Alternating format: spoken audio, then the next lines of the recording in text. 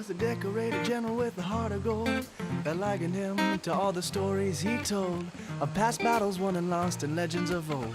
A seasoned veteran in his own time, on the battlefield he gained respectful fame, with many medals of bravery and stripes to his name. He grew a beard as soon as he could to cover the scars on his face, and always urged his men on.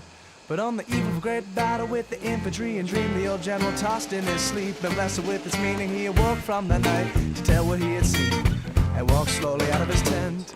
All the men held tall with their chests in the air, with the courage in their blood and a fire in their stare, and it was